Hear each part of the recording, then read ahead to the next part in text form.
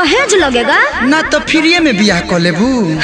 मुँह मारो arrange marriage के 10 लाख नगद 10 लाख के गहना 10 लाख के कार तक कहाँ जाइए करे वाला प्यार। ऐसे बढ़िया तो लव मैरिज बा। कैसे लहसुन खर्चा एकर 10 रुपया के बड़ा माला मिलेगा 10 रुपया से नूर में लगेगा 20 रुपया और 200 में पंडित जी मैनेज।